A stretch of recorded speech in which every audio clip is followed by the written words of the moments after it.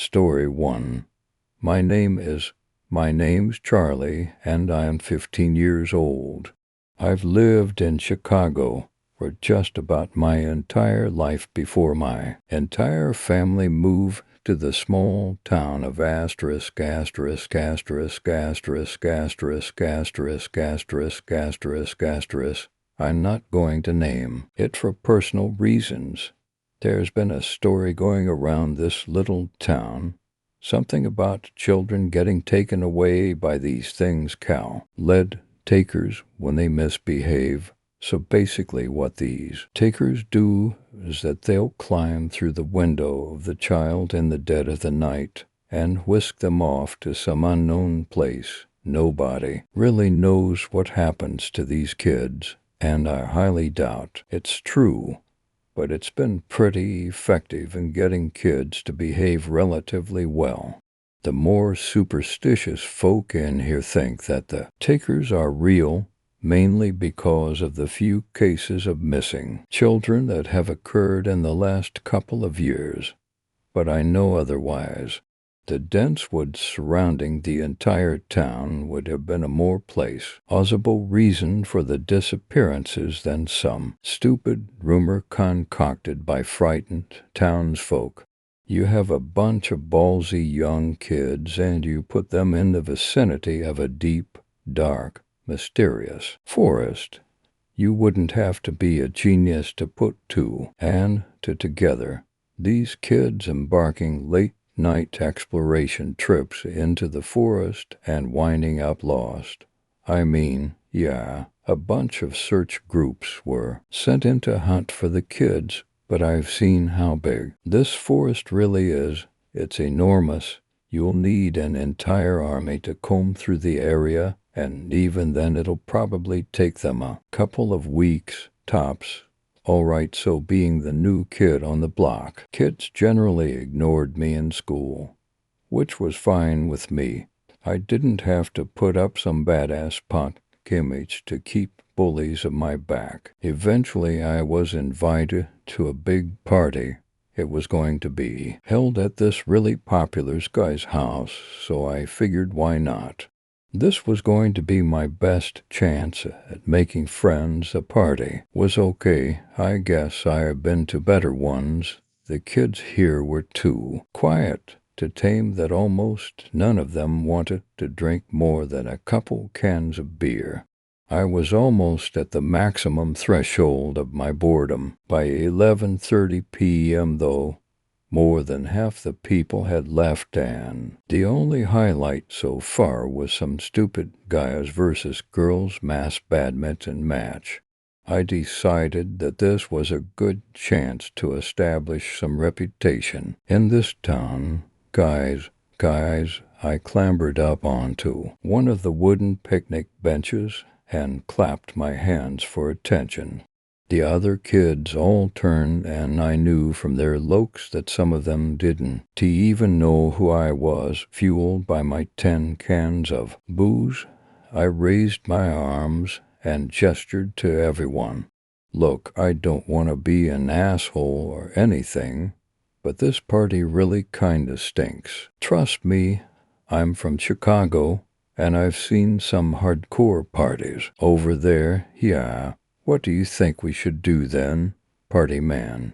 This huge hulk of a guy, Vance, pushed his way to the front of the 20-strong crowd and sneers at me. Well, I paused dramatically and jabbed my thumb towards the forest just beyond the back gate of the house. We've got this at our disposal, and I think it'll be a shame to just ignore it. The crowd lapsed into silence before breaking out into a nervous laugh and turning away from me. Seriously, come on, we teenagers, you seriously believe that the stupid monster in the woods story is true? I climbed down from the table in dismay and disgust. I made my way to the cooler and popped open a can of beer before hopping over the back gate. Hey, what the hell are you doing? I turned back, and it was Carl, a fat guy from my English class, hollering after me. What does it look like? I'm G. Going into the damn woods. Carl, there's absolutely nothing to be afraid of, and I'm going to prove it to all you wussies.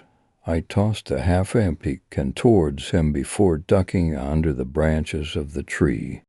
Peace out, ya posse, I saluted him mockingly before making my way into the woods. I had to admit, after about 10 minutes of walking into the forest, I was beginning to regret my decision.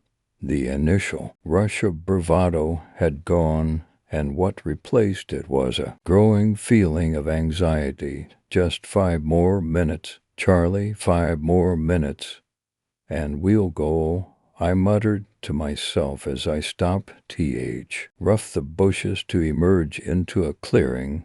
The sudden illumination from the moon took me aback. However, what surprised me more was a rather large wooden cottage sitting in the middle of the clearing. Being the idiot I was, I decided to check it out. The cottage, as expected, was abandoned, and it was clear that it had been so for a long time. It was almost entirely covered by a thick layer of moss and grime. The stairs leading up to the door were all broken at various parts, with some of the steps even missing. The only parts of the cottage that still looked presentable were the windows, which were grim, and badly stained, and the door. Thinking that the inside of the cottage would be a great photo background to show off to the other kids, I gingerly made my way up the steps and pushed the door open. The door opened with a loud creak, as expected with old abandoned cottages in the middle of the woods. I was immediately hit by a foul, putrid odor that rushed out from ends. The cottage. Gagging, I took out my phone, turned on my flashlight application, and stepped through the door. The inside of the cottage seemed rather normal. A bunch of furniture pushed towards the back of the living room and a small kitchen. To the left of it, there was something eerie about the place, though, and I quickly snapped a couple of pictures before turning to leave when all of a sudden something hard hit me on the back of my head. I was still in the cottage when I regained consciousness. However, I was in another part of the cottage, maybe in one of the bedrooms. I couldn't tell, because I was blindfolded. Fighting back a sense of nausea and fear, I struggled to my feet before realizing that my feet were shackled to the floor and my arms tied were behind my back. The putrid odor seemed even more foul than before, if that were even possible, and I just about had enough. I drew in a breath to yell when I felt a warm breath down my neck. Good, you're awake. What's going on? I whipped my head back and hollered, please do keep quiet. I wouldn't want to have to gag you. Biting down cream, I forced myself to stay still. While Tender's soft hands gently removed the blindfold. As I gradually adjusted myself to the dim light from the lamp in the corner, I began to have a clearer view in the room. I immediately wished for the blindfold to be back on. All around me, in various forms of decomposition, were dead bodies of boys, all shackled to the ground the same way I was. There were about the same number of bodies as those that had disappeared. Before choking down a scream, I immediately began to hyperventilate and pulled desperately at my restraints. Hello, Charlie. My name is Pet. Please do no panic. A figure, tall and dark, climbed in front of me. I could barely make out the features of a man's face in the dim light. But what frightened me the most was the maniacal grin he had plastered on his face and his round, beady eyes fixed right upon my face. Sighing softly, he settled down in front of me and gestured towards the bodies.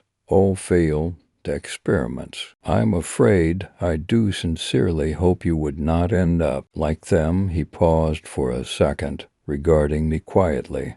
"Are you hungry?" The absurdity of his question shocked me out of silence. "What the fuck is this? What the fuck are you?" I screamed wildly, and swung my legs out to kick him, but my efforts were in vain. The shackles held them down. Dear, oh dear, such language and violence. "You are indeed a perfect candidate." He rose to his feet in one fluid motion, out clapping his hands in glee. "The other boys had some real fire in them, but you, oh boy, you might just make the cut." "What the hell are you talking about? Let me go." Ignoring me, Peter reached into his pocket and pulled out a large hypodermic needle. Uncapping it, he crawled slowly behind me and caressed the left of my neck gently, trembling wildly in fear and horror. I ducked away from his hand, only to feel a prick of a needle on the right of my neck. It all happened so quickly my vision began to swirl and blur before I slumped onto the ground. I woke up with a throbbing headache and sore limbs. My vision was still blurry as I massaged my head gingerly, before realizing that I was lying in the middle of a clearing in the forest. I climbed slowly to my feet and surveyed my surroundings. A normal plain clearing, with trees along its sides. The moon was still up, so I couldn't have been unconscious for long. Groaning, I staggered back slowly into the woods, and after 15 minutes of walking, I emerged out of the forest and into the back gate of the house. It seemed like the party had just ended. Hey, dude, oh my God, we were just gonna call the cops." Carl hurried towards me before yelling wildly to a boy in the backyard. "Vince," he asked back as I was helped through the back gate. Vince grabbed me by the shoulders and laughed in relief. "You freaked us all out, Charlie, you maniac." As I made my way back into the house while Carl and Vince ran to their phones to spread the news, I felt a grin slowly grow onto my face. My name is Peter, and I am now 15 years old. Story 2, The Truth About London. I'll start with how I managed to get myself into this mess, right in the center of the spider's web. Apologies in advance for the hazy details, but I'm going to have to be vague to keep them off my trail for longer. Anyway, to put it simply, I had hit rock bottom when they found me, homeless on the streets of Her Majesty's London, without a single helping hand in sight. At the time, their offer seemed too good to be true. £100,000. I was told, with private health care, house, and car thrown in too. In hindsight, I should have realized it was. If you're not from UK but have ever visited London, you'll understand what I'm about to say perfectly. Doesn't it all seem a bit magical? The gold of the crown sprinkled on every street corner, postbox and lamppost, the palaces and towers that everyone visits eventually, with their guards, gates, and the presence of royalty only meters away, the Houses of Parliament and the London Underground, mundane and boring too. Those familiar with them, yet quirky and alluring too. Those from outside. One of my co-workers once described London as the Disney of capital cities, and I'll be damned if that isn't exactly what they want. Simply put, it is all a front for something. Heads at the parliamentary debates, they want you to read conspiracy theories about what happened to Princess Diana, and they want you to believe them. What is the truth? I don't know, and neither will any of you. The point is that you will sit there and ponder, ponder and ponder, and never, for one moment, look deeper than that thin layer of magic, because if you do, you may just find another London entirely. Whatever I had expected when I first signed the contract, it was nothing compared to the truth. My job was nothing special. I was a glorified cleaner, responsible for cleaning up after the all-stars, picking up the trash, and keeping my head down and mouth shut. If I recall correctly, the official term used was disposable employee.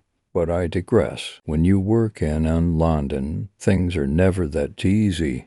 London is an enigma, something that hides in plain sight and yet remains concealed, to a near-perfect degree. It is also worth mentioning that London is only a nickname used by those with no official business or importance there, and only spoken publicly by those with nothing to lose. Unfortunately, I am a member of both groups. Official names include SC Templar, SC1, and SC Crown, with the SC standing for Sub-City A, and the rest standing for God knows what. I have reason to believe similar facilities exist in many cities worldwide, with rumored locations including the Paris catacombs, the Vatican, and the city of Moscow, to name a few.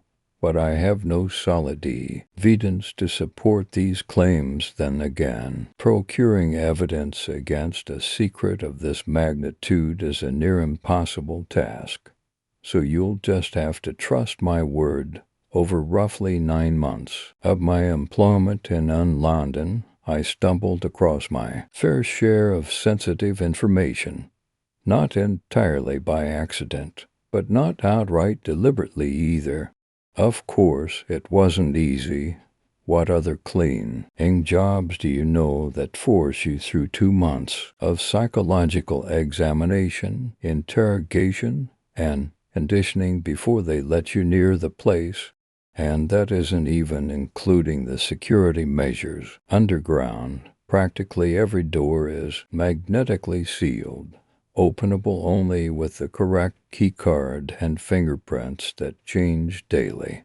When on the job, there is never a moment when you aren't in the immediate vicinity of an armed guard, security camera, or narrow-eyed supervisor. When you aren't working, you're confined to your accommodation, with every blind spot covered, a mirrored two-way, and absolutely no phone service to speak of. Some call the UK the most watched country on earth, and they'd be right, because the secrets of London are that valuable. Moving on to the facility itself. London isn't a single fortified location, but a labyrinth of disused chambers, passages, and bunkers stretching beneath the city of London, particularly under and around the River Thames. You won't find them on any map, and they aren't accessible through any of the known areas available to the public, only through a handful of very specific entry points within the river itself, and several mining standard elevator shafts in choice locations around the city. Don't bother asking where any of these entrances are, because I was unconscious and blindfolded during the journey for obvious security reasons. Believe it or not, the history of the facility is one of the few scraps of information they willingly give up to new employees, likely to create a false sense of lawfulness and security in a profession that is neither secure nor lawful. London was first founded immediately following World War II in an effort to capitalize on the existing infrastructure of subterranean London. While everyone else was hopeful and looking to the light, they took it upon themselves to sink to new lows. Since then, the tunnels have expanded exponentially, as have the range of their functions, with the depravity and secrecy only growing with each passing decade. Let's just say that during my stint as a disposable, I saw the remnants of some mind-boggling, revolting, and disturbing things. I won't go into all the details to spare your stomach, but I'll give you enough for your mind to fill in the rest. A few other disposables and I were once sent in to clean up after a round of afternoon tea, cakes and substances too rare and secret to populate the government's banned substances register, not too many, on the meat of animals on the endangered species list. Another cleaning session consisted of emptying an office following its occupant's suicide, marked for incineration. The orator had said, "I suppose by now you're wondering how I know all I do, and for that I don't blame you. The life of a disposable is mostly just following orders from a faceless superior, trudging from one day to the next in silence and staying in the dark. For me, it was much of the same until they chose to promote me. To understand my second job, you first need to understand the single biggest source of paranoia for the bigwigs behind London, the Internet. A single cyber attack or incursion would expose the truth behind their actions.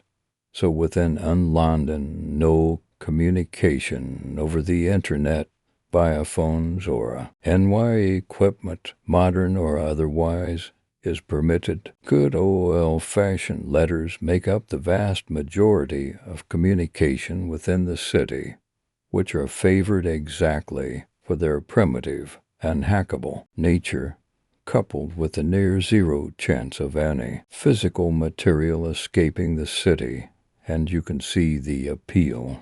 This brings me on to my second job within London, a courier.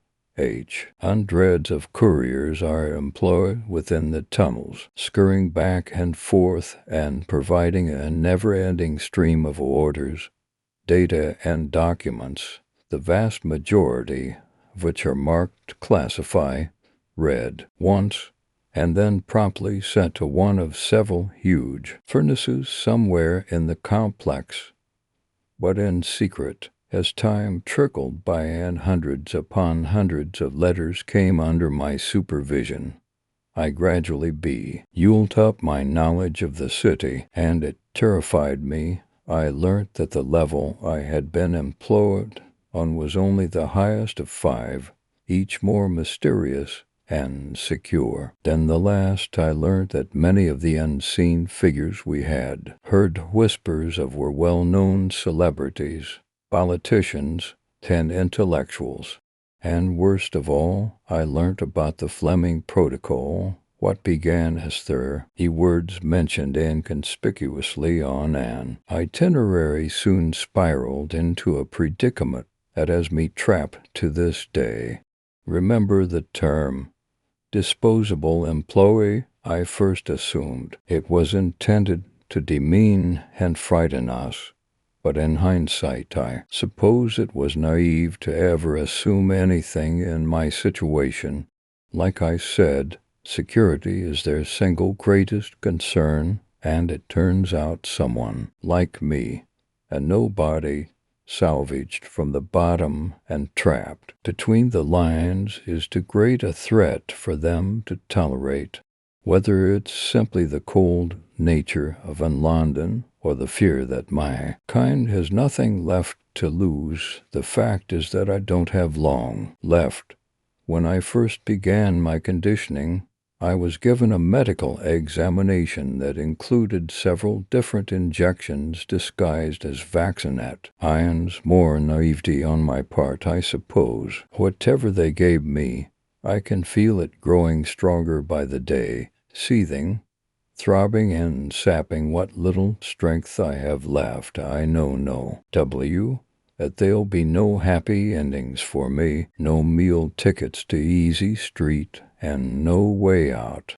They want their secrets to stay buried, trapped in legend and myth, never to see the light of day. I won't give them that luxury. So whatever the cost, I'm making my knowledge known by using my short debriefing period to do the right thing, to serve the public after so long serving the men and their high towers. Like I said, by the time you're reading this, I'll likely be gone, so I'll leave you with one last piece of advice.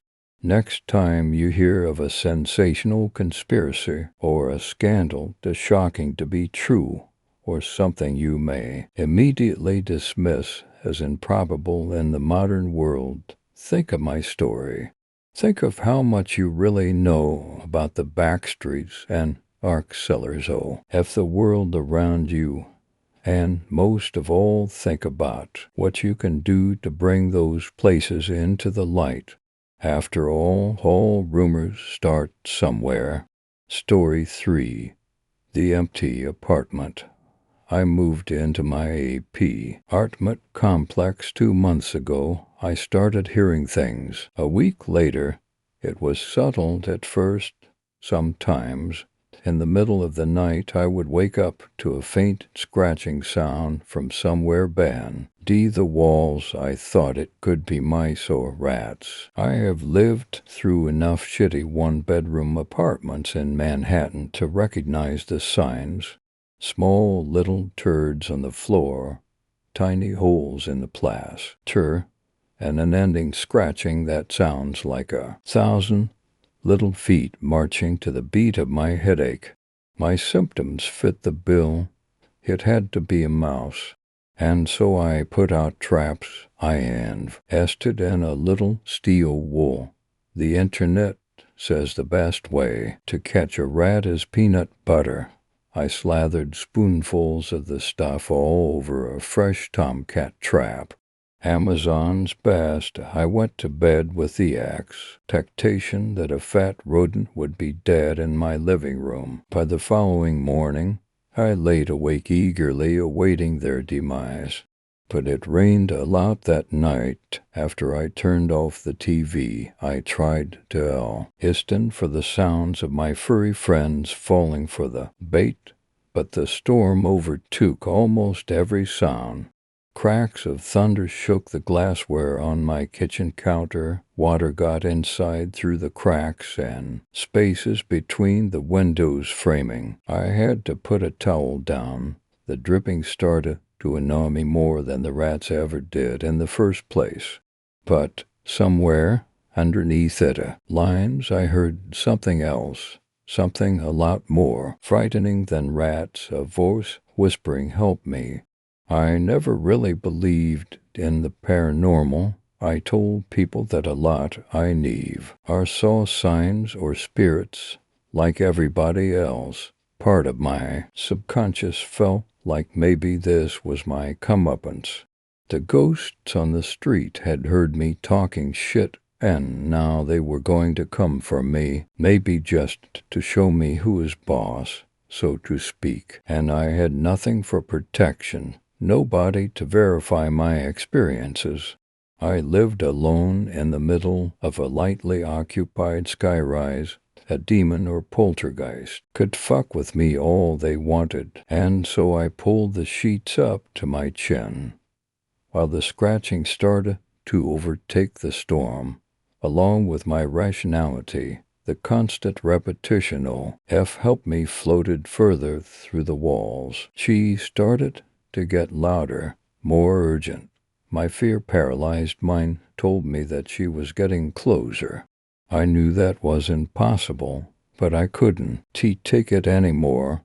I got out of bed and marched out of my apartment, nearly stepping on the unoccupied rat trap myself. The building kept a guard on desk duty throughout the night. He needed to know about tea. He voiced I hopped in the elevator with sweatpants and no socks. When it opened on the ground level, a surprised security guard waited for me behind the desk. "Sir, are you okay? Can you check if the apartment next to me is occupied?" The tall Hispanic man furrowed his brow worriedly as he eyed my evening wear with distaste. He wore an official-looking blue-buttoned shirt with black slacks with a radio clipped to the belt. "We really should not divulge. Somebody has been screaming 'help me' all night. I think they are in Trace Hubel, but I have never seen anyone go in there." The man looked worried as he pounded into the small laptop placed on the desk. "Okay, what apartment number?" 522, Wee Haven. T rented many units up there since we took over. That's what I said. Yup, 522 and 524 empty. You have one other tenant at the other end of your floor. Maybe you heard his television. The walls here are very thin, sir, and we are actively working on the rodent issue. I think we need to call the police." The man flashed a smile that made the goosebumps on my skin slide up like knee dots, like he was prepared for the accusation, like he knew something that I didn't. His cool expression placated onto such ordinary features made my stomach turn uncomfortably. "Like I said, the apartment is empty. Would you like to go and see for yourself?" I would. My willing response definitely took him aback. He punched again at the laptop nervously. I had no idea what he was typing. After a minute's hesitation, he walked past me towards the elevator. "Let's go 522 first. I've got the key." I followed the guard into the elevator. Something about his demeanor continued to make me cautious. He seemed confident, excited. Even at the time, I chalked up the oddity to over-interest in the mystery before us. It's possible some kids broke in, but I doubt it. These locks are pretty secure. I still think you heard a neighbor. I nodded wordlessly. When the doors opened again, we marched together down the hall towards apartment 522. I waited patiently. He opened the lock and beckoned me inside. It was empty. Our voices echoed across the recently finished floors and furniture-less void inside the studio apartment. I paced around and checked the nooks and crannies. I waited a couple minutes and listened for the voice. I even called out to it, but nobody answered. The only sound I heard were the steady ricochet of raindrops against the windowsills. Satisfied we still have 524. My new friend started to look a little less confident. "Look, it's late, and somebody has to wash the desk. Do we need to do this now? I know what I heard." He stared at me and studied my demeanor for a moment. I shifted awkwardly and tried to appear intimidating. "Okay," the guard once again flashed a friendly smile as he gestured me out into the hallway and locked up behind us. We passed my own apartment on the way towards 524. I thought about going back inside and locking the door.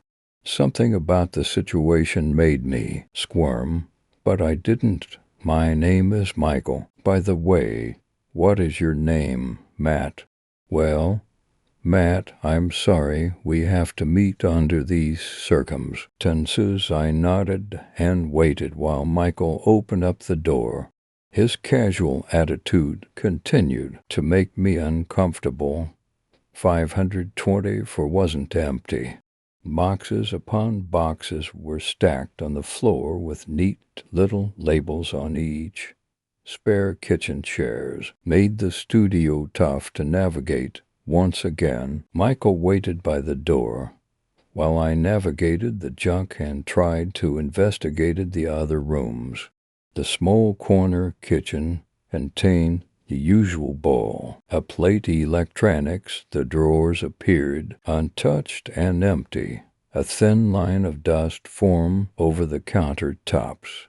I moved on to the bathroom and found a recently renovated shower head sparkly. Against a fresh paint job, I started to get jealous and let my guard down a bit. This place looked nicer than my own. I bet they would be renting it out soon. I was prepared to write the entire thing off as an odd experience before a voice spoke to me inside the bathroom.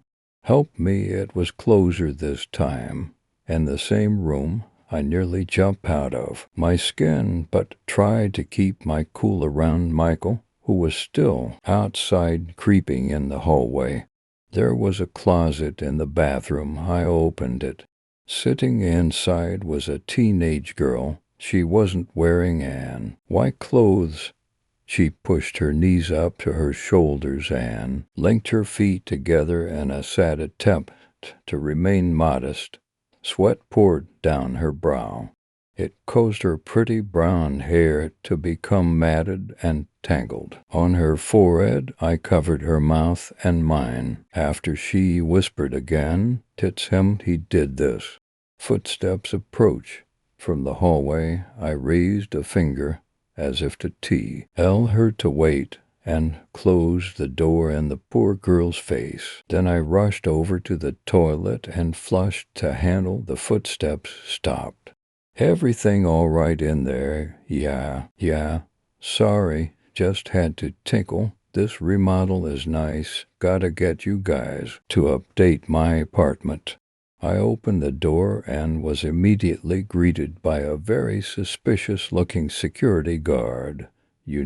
I've got a leaky window frame.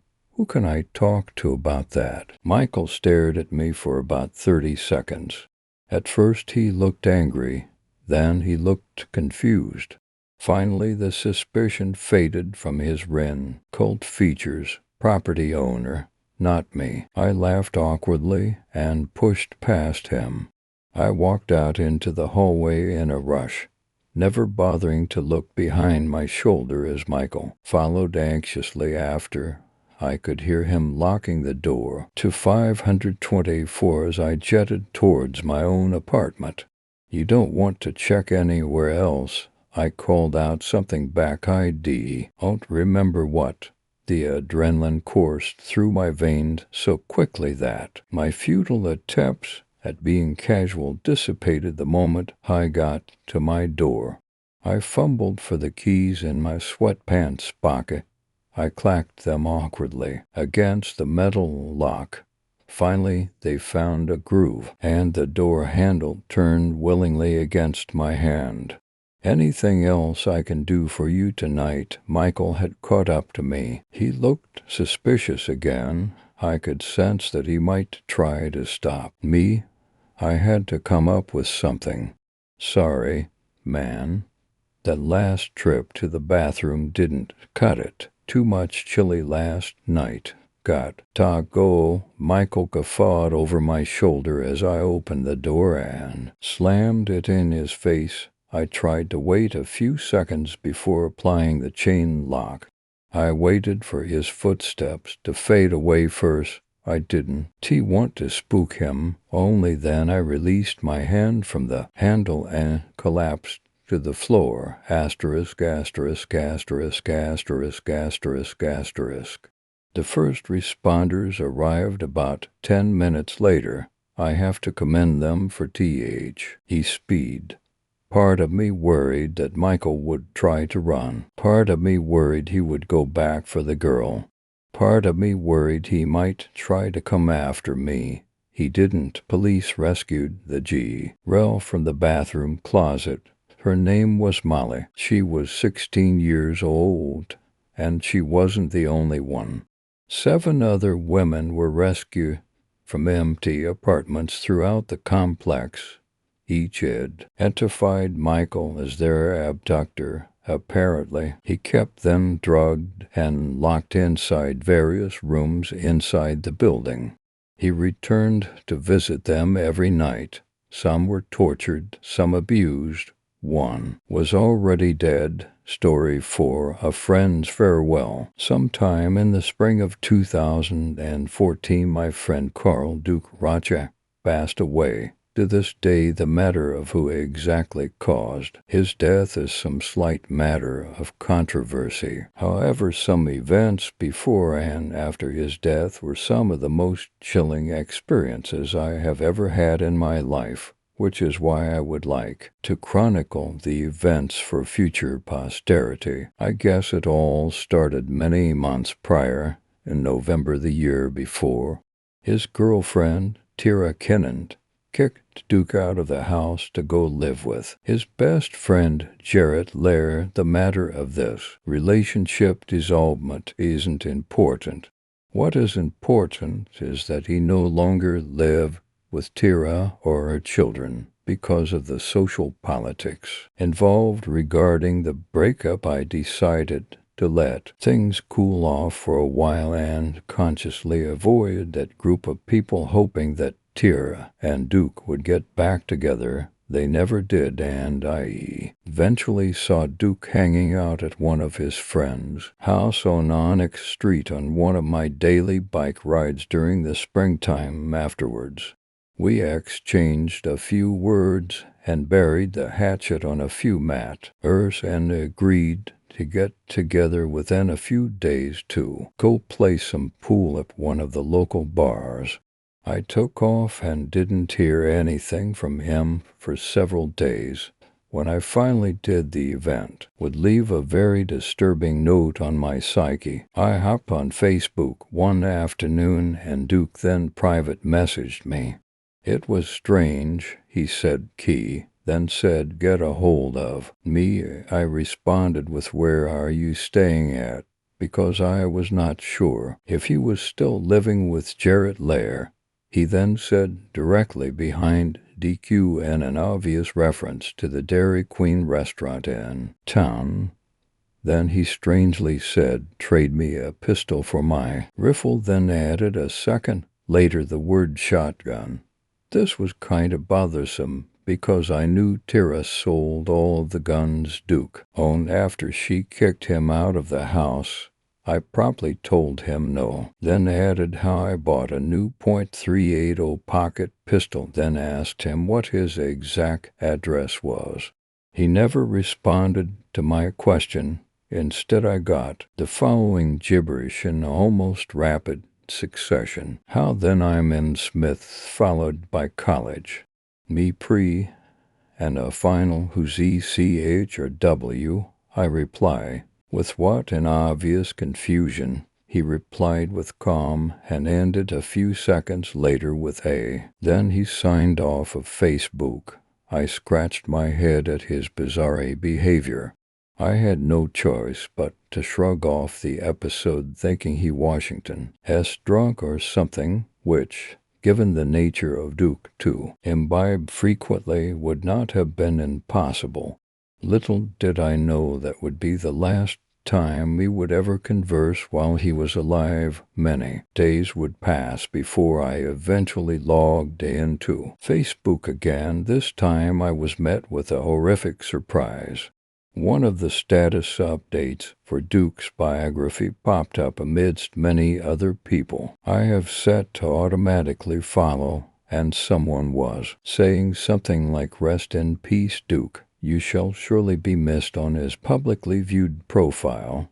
That seemed a little odd to me, so I brought up his profile and noticed dozens of people writing their condolences for Duke's passing. Nobody said anything about how or when he died, and I didn't bother to interrogate people I have never met before. This was disconcerting, and I attempted to get a hold of some of the other acquaintances he shared, and even his sister, but to no avail.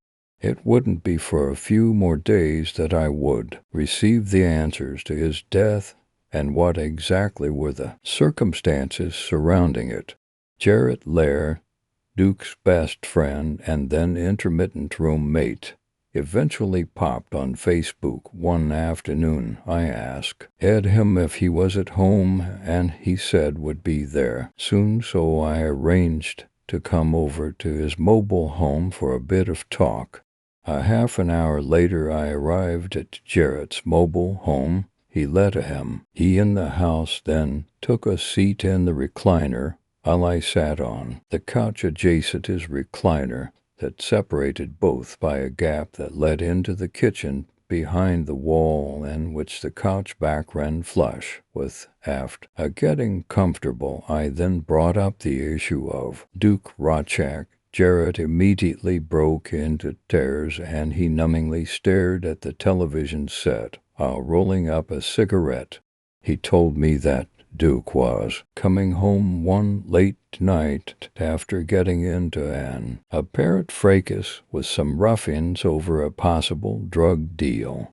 The exact incidents were related by Duke, his sister, the home of which he went to afterwards. Apparently these hooligans clubbed him in the back of the head with something. Duke evidently refused medical care for the next few days, and his condition worsened as he began to develop spinal meningitis due to his injuries. His mental faculties were waning, and he seemed to have lapsed into some form of dementia, which explained his odd behavior on Facebook. I would later learn that I wasn't the only person he spoke to in such a manner. A few days later, his sister was out doing some errands or something and came back home to find Duke on the kitchen floor. Jarrett isn't exactly the most emotionally mature person I've met, and he didn't stop crying or bother to wipe the tears away as they streamed down his face as he related the story to me. I couldn't fault the guy at that point in time and decided not to flick him any grief over his behavior. Once the story was done, he just sat there staring at the television, the volume of which was turned so low I couldn't discern what the characters on the screen were saying. An uncomfortable silence followed, and I decided to let Jarrett make the next verbal initiative, as I was quite literally at a loss for words. Then it happened. I heard a noise. It was like some object was being slid across a solid surface, then slammed against something else. It came from inside the house, possibly the kitchen, and behind me. I honestly thought someone else was in the mobile home with us, rifling through some cupboard or something. I turned my head in the direction of the noise, then looked back to Jarrett. He didn't reciprocate with the same somatic cues and kept staring at the television with tears still trickling down his cheeks. I was about to thumb in the direction of the noise and say, "Who's in the house?" but before I barely opened my mouth to speak, Jarrett said that those noises had been happening since the day Duke died, and that he was still in the home. A moment of terror enveloped me. If the previous silence was uncomfortable, then this instant of spectral clarity was maddening. I no longer wanted to be in the home, but I was honestly scared to get up off the couch and excuse Miss Alpha. I just sat there in silence for many minutes as Jarrett gently puffed on his newly rolled cigarette.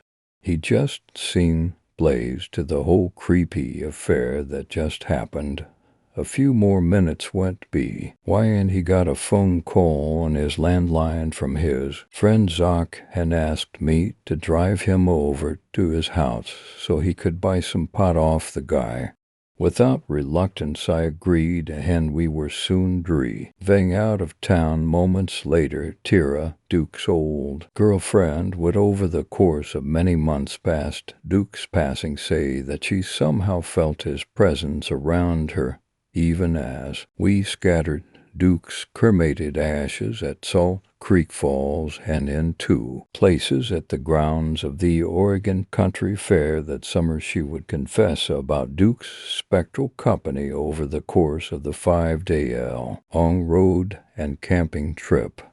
I only imparted this story to a few people over the last year and a half, with some persons openly concurring to the notion that they accept as a matter of fact all manner of supernatural happenings while relating stories of their own. Only a few were skeptical. I then finally managed to bring up the tale to my mother as I visited my parents earlier this summer.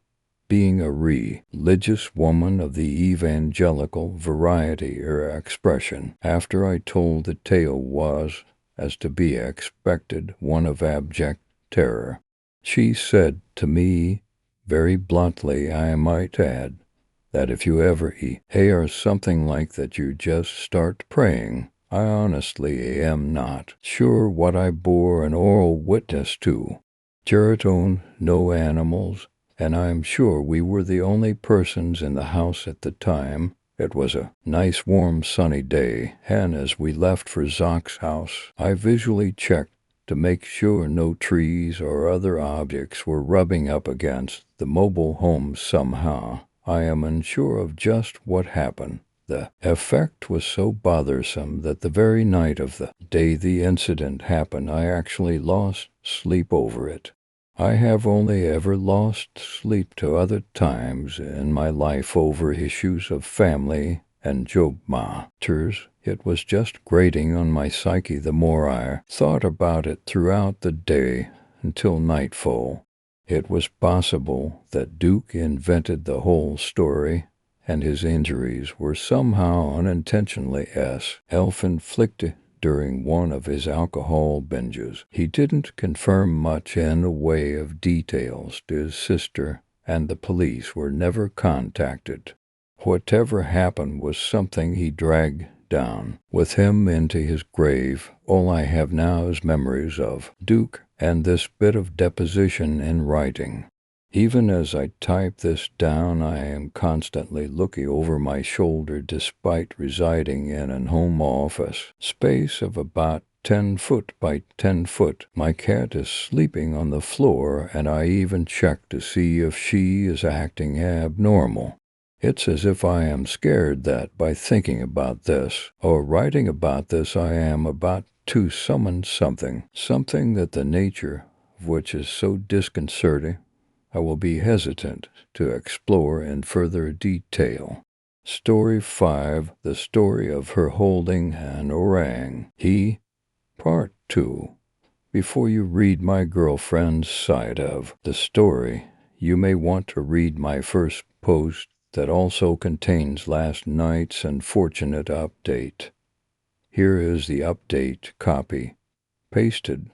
Okay guys, I realize I am a bit late with my girlfriend's story, but when you read my latest update, you'll see that I was quite consumed with what was happening to us. Nothing happened since the incident. Last night, police called to check in with us this morning. They still have no clue what is going on really. So her story, let me begin by telling you a bit about us. As I said before, I was born in Bosnia, moved to a nearby country in Balkans where I grew up. I came to the U.S. over 6 years ago. My girlfriend was born in India, grew up in Kenya until she was 3, when she moved to Canada. I met her little over a year ago, and we've been together since. So my girl, let's call her Leela, did have few encounters with Rose. First one that she remembers was on the plane. She was a flight attendant for Air Canada for several years. One day, about 6 years ago, she was flying a regular flight, but she can't remember what destination it was. It lasted maybe 2 hours. Once they took off and seat belt signs went away, she got up to serve complimentary drinks. Halfway through her section, she met Rose. She didn't know it at the time, of course. She said that something was terribly off about the woman. She had this creepy grin on her face, was really pale, and kept staring at her. When Leela offered her a drink and some snacks, she got no answer, only a wider and creepier fucking smile. Then Rose spoke. "I have something for you," she said in a voice that definitely wasn't natural for a woman her age. Her voice belonged more to a teenager than an adult. There was something playful but terrifying in it. Now, Leela has seen some shit while flying, so she wasn't taken back by this interaction. Yay, what would that be? "Ma'am, don't patronize me, you bitch." She said that fast, like really fast. Her jaw was closed while saying that. Then she started grinding her teeth, never letting go of that fucking smile. This was a red flag for Leela. When passengers get aggressive, attendants walk away unless there is physical contact. "All right, well, you have a pleasant rest of the flight, ma'am. Okay, I have this for you." She whispered it, taking an orange from behind her back, never moving a muscle on her face. Still a teenage voice, like when a 12-year-old hits puberty kind of voice. "No, thanks." Leela decided to call it a day with the crazy cut and walk away. "Oh, but you should, or one day, you know, one day." And that's that. Leela gave her the fuck off look and walked away. Lady never bothered her again during that flight. Leela went home a few days later and didn't think much of what had happened. When her mom asked her how her flight was, Leela smiled and said, "Good, other than one really crazy lady." Mom wanted to hear more, so Leela started telling her about what happened. By the time she said the word orange, her mom started crying. Leela was in shock. It was story time. Well, apparently when my girlfriend was a baby in Kenya, she had woken her parents up a few times with loud crying. When they'd walk into her room, she'd have an orange next to her in her crib. Everything in the house would be locked, though windows, doors, everything. It got to the point where her parents moved the crib into their room and installed security cameras. Well, on Leela's 3rd birthday that morning, when they woke up, they saw an orange laying on Leela's chest. They were absolutely taken over by horror. They called the police. Police came and looked over the camera footage. Cameras clearly showed a woman opening the front door that was locked, walking into their room, placing an orange on Leela, and just standing there for like an hour. Just standing there with her head tilted to the left, looking at her. By this point, it is unnecessary to say that Leela was completely horrified. Her mom wasn't doing much better either.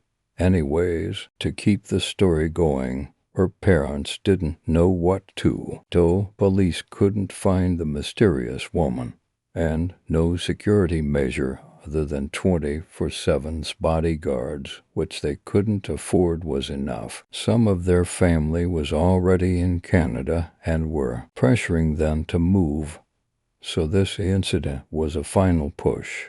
They moved and left this creature with an orange behind until that day. On that fleet, Leela was completely unable to do anything for the next few days after that conversation. She didn't eat much, didn't communicate with anyone. After a while, she got better. There was no sign of further horror, so she started believing it was all a fucked up coincidence, and she went on with her life. She hasn't seen Rose in years after that. Last time she encountered Rose was 1 month before Leela met me. Leela did many transatlantic flights. She loved those long travels, decent money, seeing the world. She had it all. 1 month before we met, she was coming back from a Hong Kong trip. She flew to Toronto. I believe she's asleep, and I don't remember exactly. I believe it was Toronto, though. Crew had a nice hotel. Everyone had their own room. Leela was on the 3rd floor. She loved drinking at that time and got pretty drunk that night. She passed out at about 1 a.m. At around 4 a.m., she heard a knock on the door, then another one, and then another one. But they weren't loud or fast knocks. No, they were slow and silent, yet loud enough to wake her drunk ass up. She rolled out of bed thinking it was one of her equally drunk crew members. Not thinking much, she opened the door and there she stood. Leela said that lights in her room were off, but TV was on. Light from the screen was shining on Rose's face, shining on the grin, shining on the pearly white teeth, bright red lipstick, and a white face paired up with tilted head. You know how when you're drunk and some scary shit accident, cops, etc., happens, and you sober tea. He fuck up immediately, yay. She just let out this helpless sound of horror. They both stood there. Rose started rocking back and forth. Every time she'd rock back, she'd reveal red shoes hidden you. Underneath her white dress, her teeth were grinding. Then she pulled out an orange. "WH, what do you want from me?" Leela begged. Rose kept rocking with a smile. "Please, just leave me alone. I don't have anything." You take it now. He will too."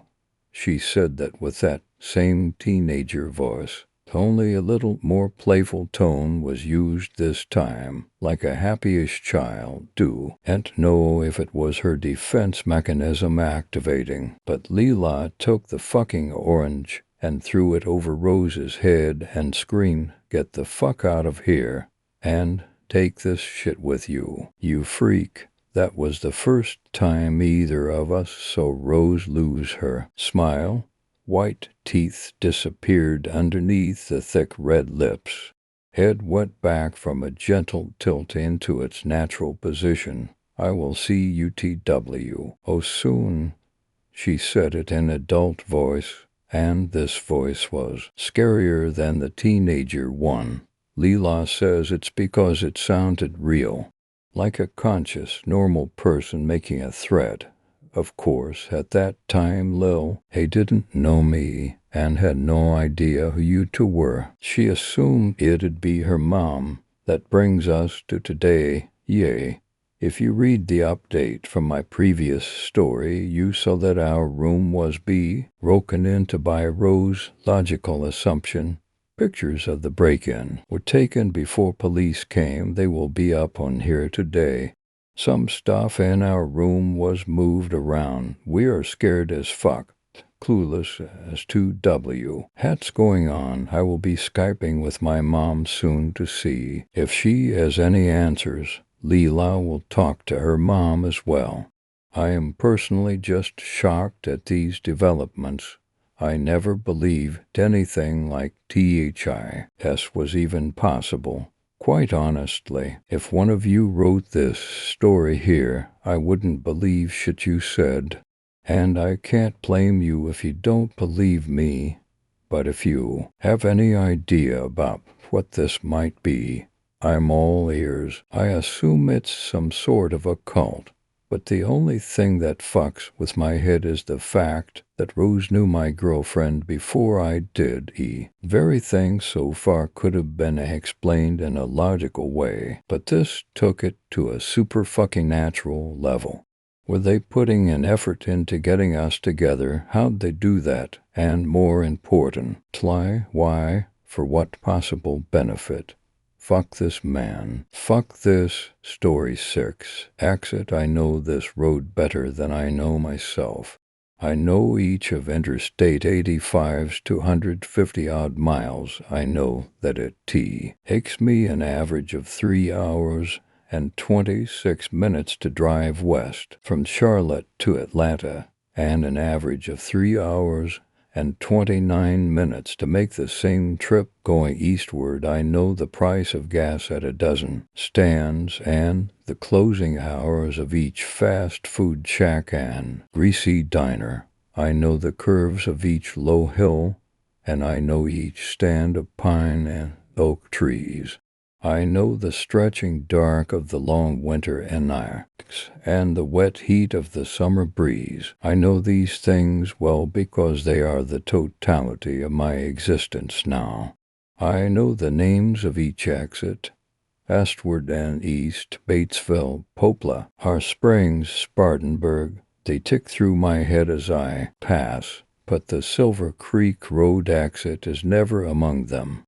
In 3 years of this endless loop, it has never appeared again. If I ever begin to doubt that it will, then I have nothing left. The Silver Creek Road exit doesn't exist on any map, or at least, it no longer does.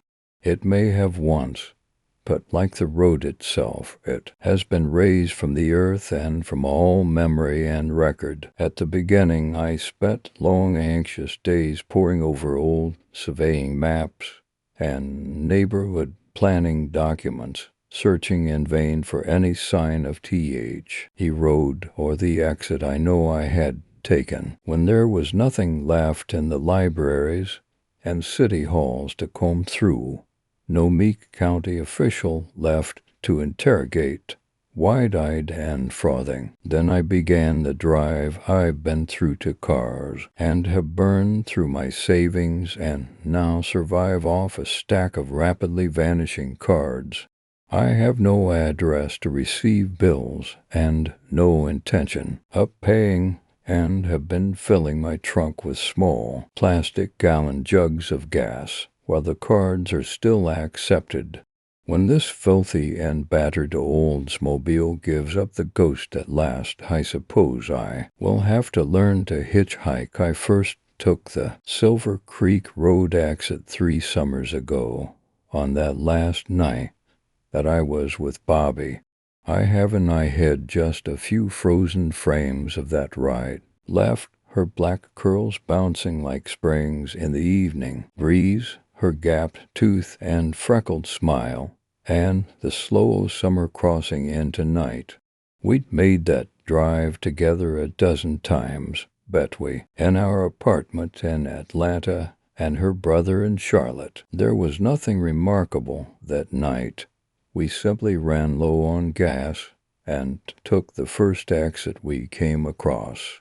I remember vividly passing beneath the green and sparkling white letters of the exit sign and onto the sharp curve of the road.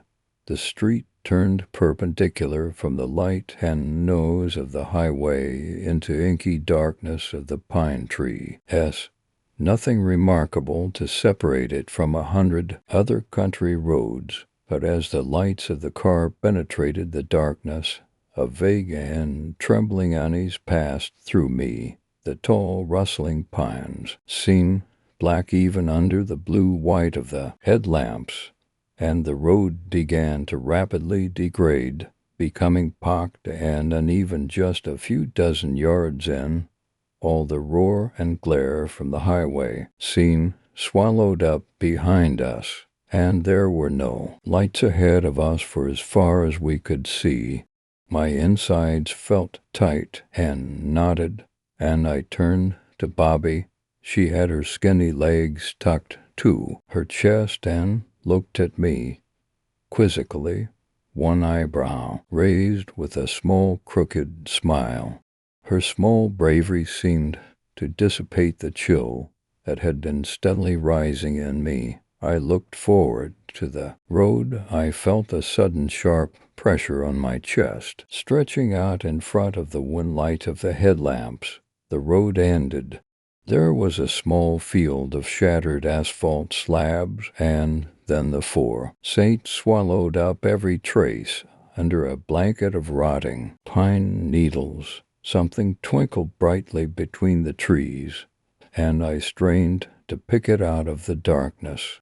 It was the smooth chrome of a bumper attached to a pitted and rusting car, completely enclosed by the towering pines. A wave of panic and disorientation crawled down my scalp, and my knuckles went white on the wheel. Bobby placed her hand on my shoulder and gently squeezed. "Once, Cal," she said, firm and evenly. "We need to turn around now, honey." There was a tremulous quality to the last word, as the surreal darkness seemed to further constrict around us. I heard her take a little gasp of air. I began to turn the wheel when I realized how narrow the road had become.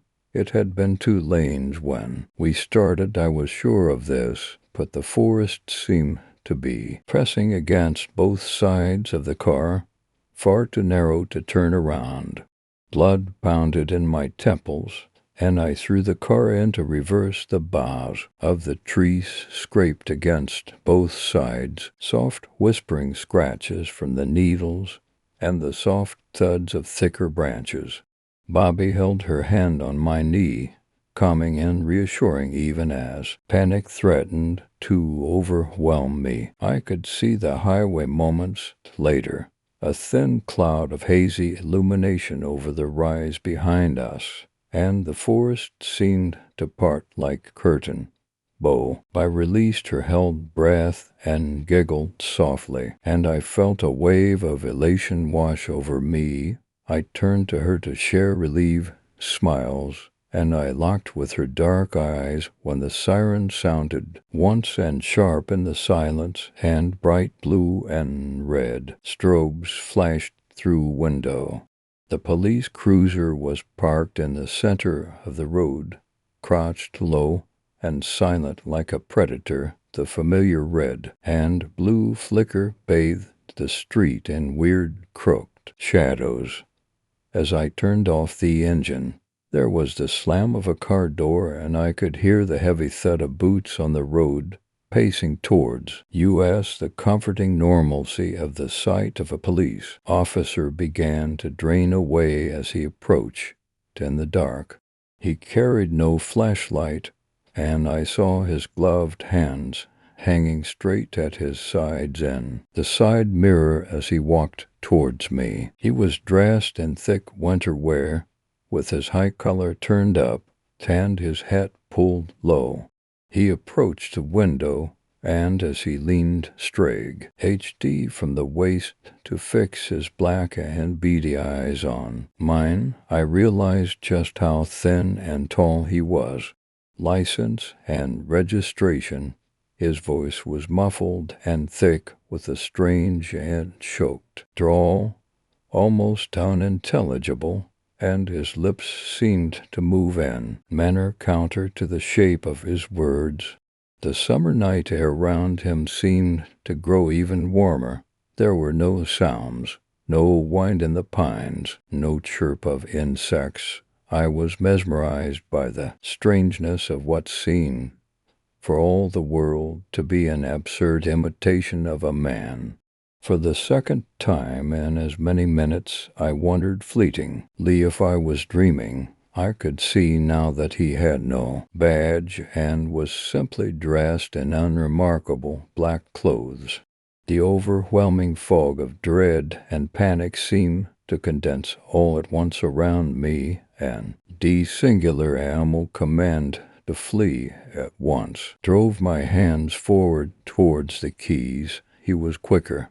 One black-gloved fist slammed into my temple, and a shower of stars exploded over my left eye, and the world tipped sideways. I remember him dragging me from the car, the shocking heat in his grasp seeming almost to burn. I remember hearing Bobby's screams and seeing in dizzy glimpses her brief flight before being swept into those inhumanly long and slender arms. One glove came off in the struggle, and I saw the pale white hand like an immense knobby spider, EAC, H leg tipped with a black and curved talon. The world swam around me, wild and burning, and I struggled to move my limbs. Bobby was limp in his arms as he approached me again, and I struggled weakly to my feet. Our eyes met in the red and blue strobe. He looked nothing like a man now. His once pale mockery of humanity was stretching and extending away into some unthinkable shape. He did a very human thing then and smiled, lips peeling back to reveal rows of thin white needles. I was running before I knew it, bolting dizzy and weaving down the road. I was vaulting across the shoulder of the highway when my rational mind clawed its way to the surface. Coward, it screeched at me. My legs shuddered to stop, and sudden painful guilt flooded my lungs like fluid and stole my breath. Bobby's face loomed in my vision, and I felt a profound and clear shame pressing down on me. That's when the car struck me. Sliding on locked and screeching tires, I was tossed into the concrete median, striking the back of my skull. I woke up 3 days later, wrapped in plaster and flooded with morphine. Gaffney, Blacksburg, Kings Mountain. The exits passed by each hole, any decreasing the chance of seeing Silver Creek Road. Exit on this go-around. It was impossible to accept in those first few days of maddening research that Silver Creek Road had simply vanished, and so I made the drive myself, carefully reading each sign. When it failed to manifest itself, I made the drive again, this time at night. And then again. Sometimes there's a zen-like quality to the repetition, the familiar patterns of predictability and order, the immutable order of the land, the locked procession of towns and trees is comforting as it continues to grind my hope away like a millstone. Most days I can believe and accept that Bobby is gone. There is always that shadow of doubt, that crystalline thread of hope, but it feels hollow in my hands now. There is one thin, I must believe. If it appeared to us once, it will to me again, and, if I can find it, that pale horror in a man's skin, I will kill it. If the bullets fail, I need only a few moments to ignite the trunk's cargo, and to lure a murdering thing too. To me, I swear to the stars I will never stop looking. Story 7, Watching.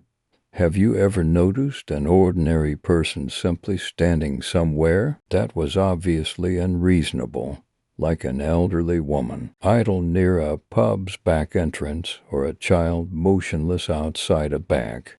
Yes, I know, I too thought, well, there's got to be a logical reason behind it.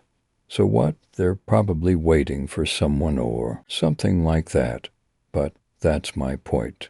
What explanation is there when you realize the individual is still there hours later, silent and unresponsive? Where is your logical excuse? You may think I am being dramatic, but hear me out before you judge my sanity. One day, as normal and uneventful as any other, I was on my morning commute to my bottom-of-the-bucket job as a dairy goods stocker, insert generic supermarket name here, when I saw this middle-aged Asian businessman assuming by his corporate attire standing by a bus stop. Yet he wasn't exactly next to the stop, as if he was waiting for the quarter-hourly Q60 like a handful of other folk were.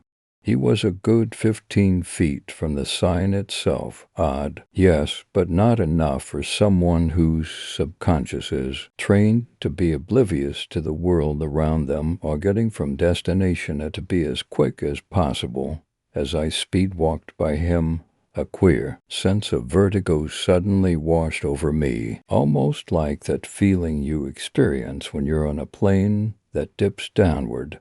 This snapped me out of my spaced-out trance, and I just stopped. Still confused over what I had experienced, I scanned around me for anything out of the ordinary.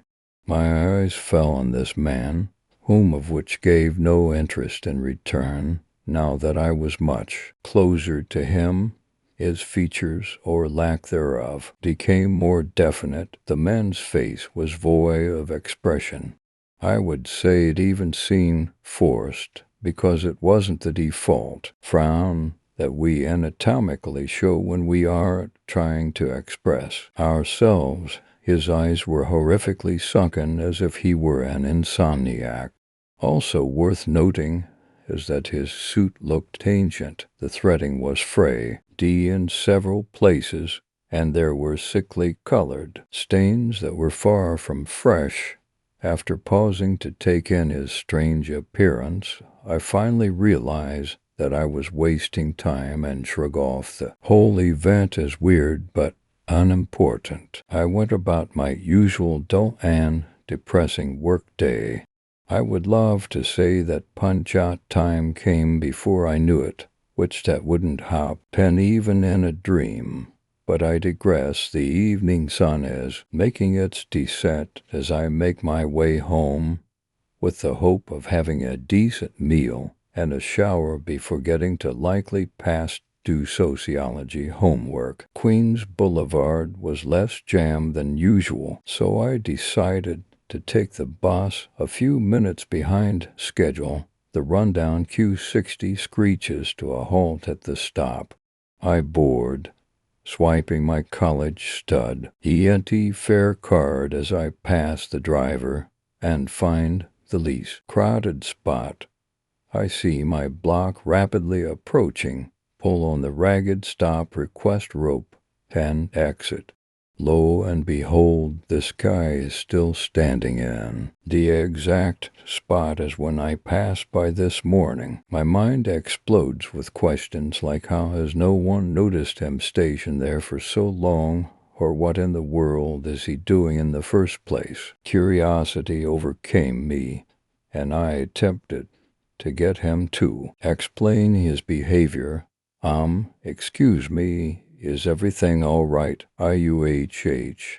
Saw you this morning standing here and well, have I? Who been here this whole time?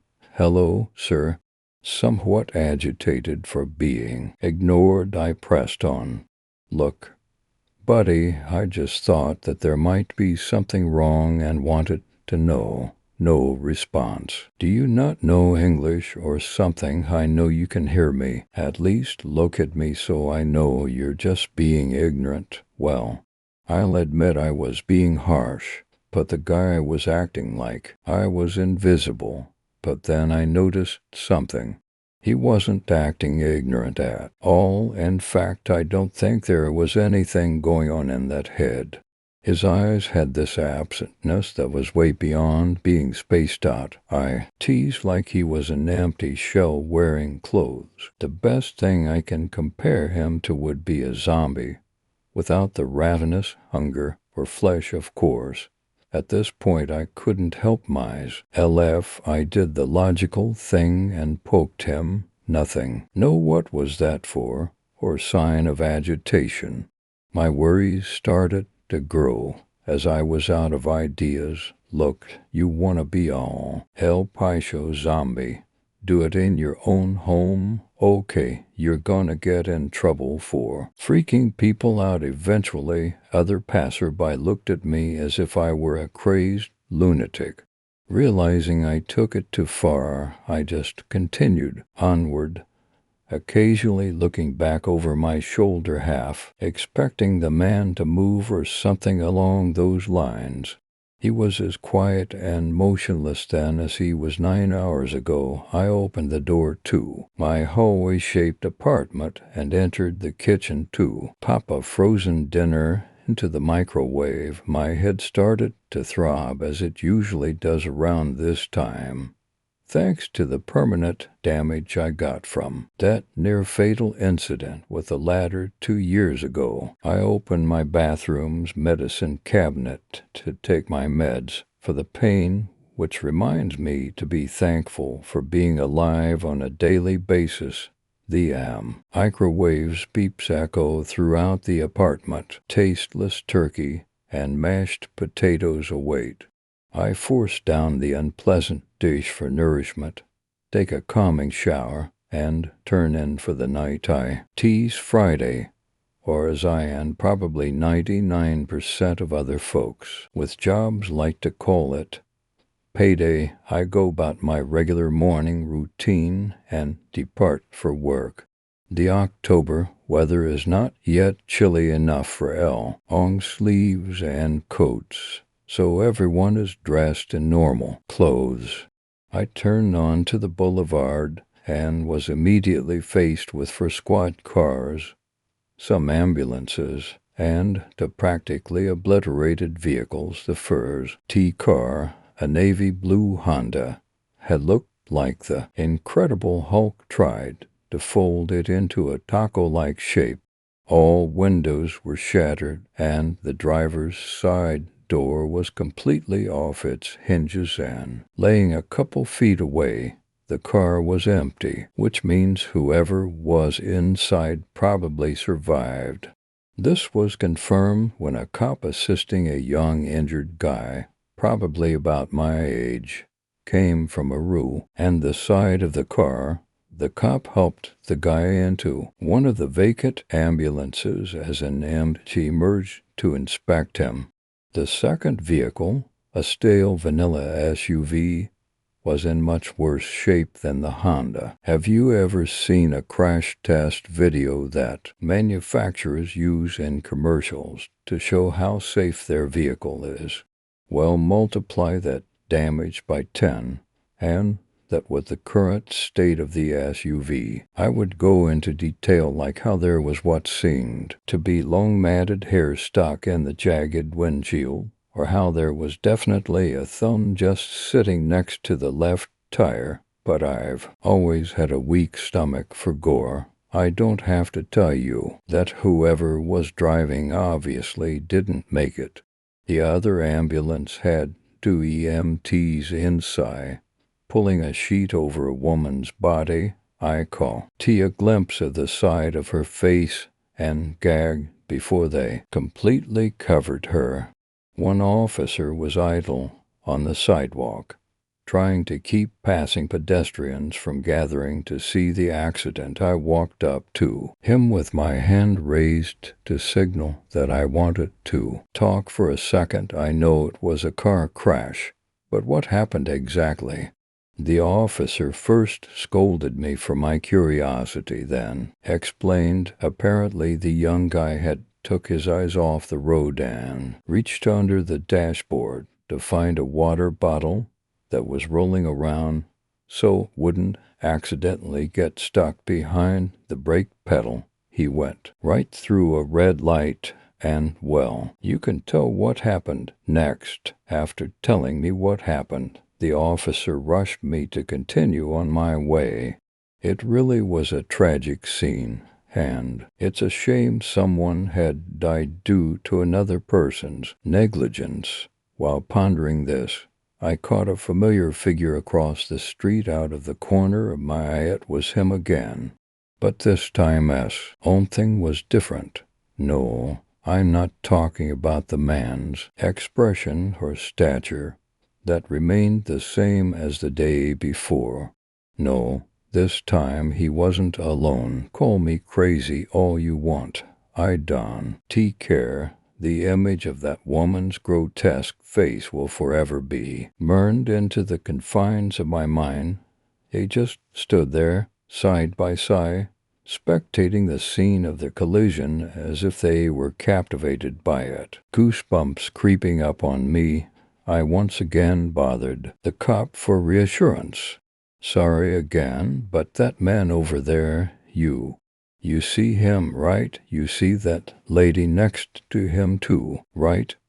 Isn't she the one that Die, the officer, now annoyed by my questioning, briefly looked towards where I was pointing.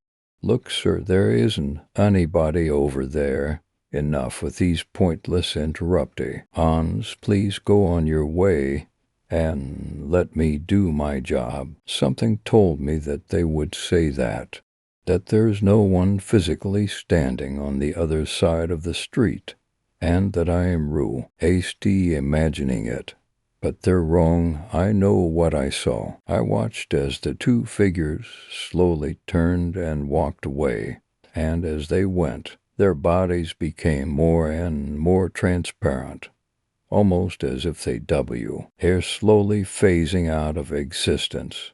From that day on, I gladly took my medication that kept me going, thankful to be alive and well. However, this flicker of understanding was just a ruse to hide truth, that constant reminder of fear of the day when it's my turn to walk with a strange man to someplace far from this world. The microwave beeps and I snap back to reality, just like ever. Why, other night, after getting home from work, I take one look at the distasteful meal before me, a tear forming in my eye, and begin to eat.